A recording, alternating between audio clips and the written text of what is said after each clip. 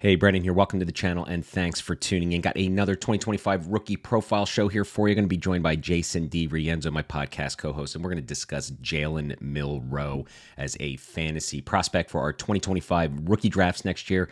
We're going to go over his scouting report. We watched the all-22 film versus his game versus Georgia, which arguably was his best game of the season. We're going to break it all down. What traits did we see to see if he is going to be a consistent dynasty starter for us next year? We're going to go over his stats. We're going to go over his draft capital, what you can expect from a rookie draft, and where he might be selected in the first round, if in fact he is a first round talent in the draft.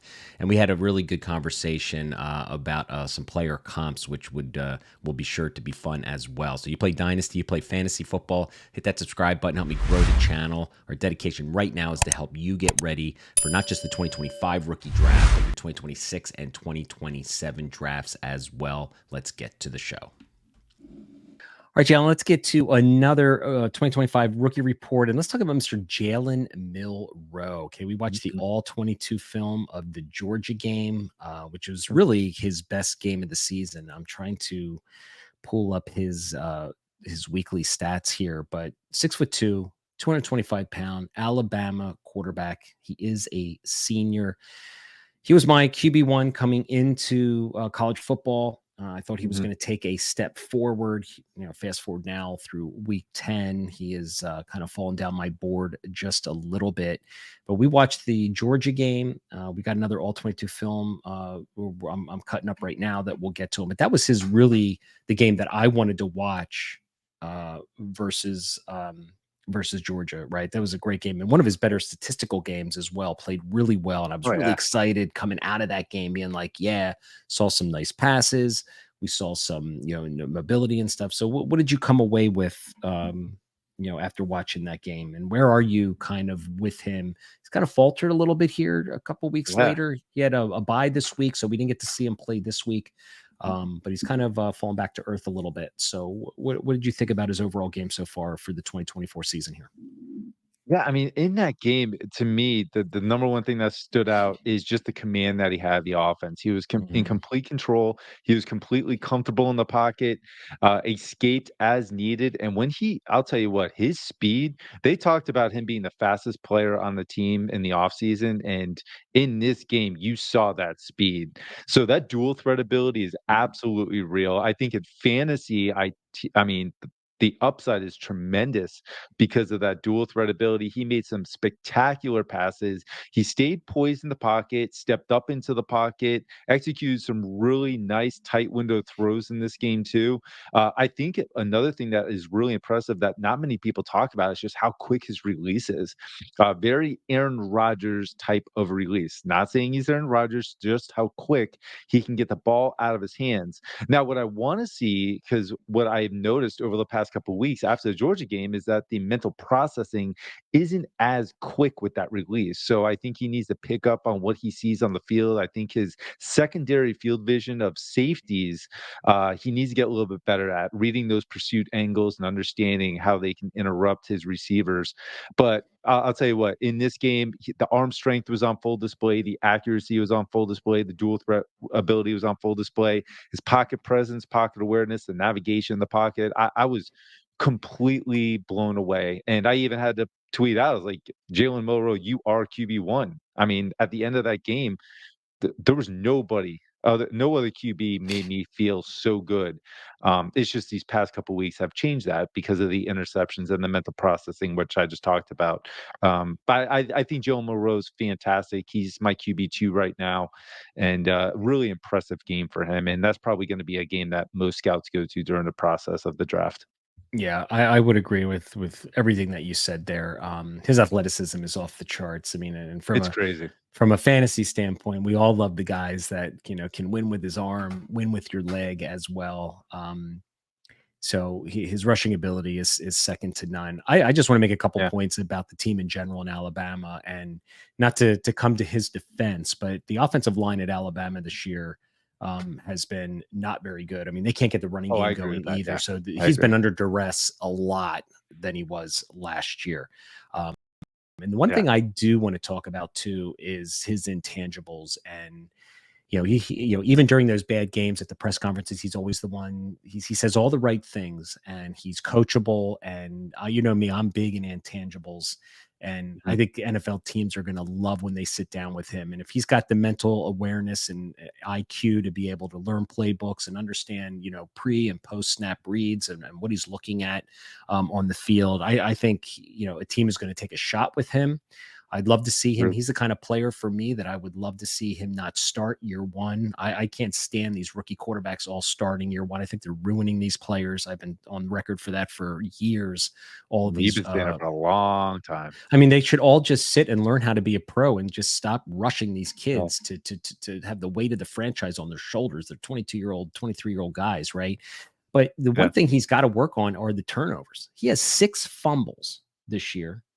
He had 6 fumbles last year and 3 fumbles the year before. So ball security is an issue. He's got to be Mhm. smarter with the ball, especially when the pocket and the navigation collapses. He sometimes, takes off, when he's supposed to, but sometimes he just hangs in there too much. But he has 6 fumbles in 2024 through, week 10 is unacceptable. So he's got to clean up that the carelessness with the football. He's got to take care of the football. But I like the kid too. He's my QB3 right now. He has fallen a little bit only because the inconsistencies of the ball placement, and that's really the name of the game is ball placement and accuracy. And the last few Sure. weeks, he just has seemed to be off. So, but listen, he's going to be one of the top QBs. His QB class is okay. I don't know. We're going to get into that, I'm sure, as we go and we We're talk gonna about get King. into it quite a bit, I gotta Yeah, with think. Yeah. yeah, with Cam Ward and Shador Sanders. But Right. so let's talk about his draft capital. I still think he's a round 1 selection at this point through week 10 of college football. Yeah, I think he's a top 10 pick, especially with the amount of teams that need a quarterback. Still top 10, you think?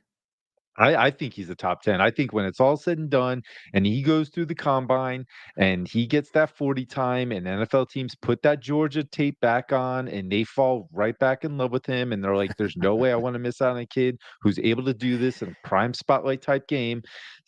Look, all these quarterbacks make mistakes. Jordan Love had 18 interceptions, when he came out. So there's Mhm.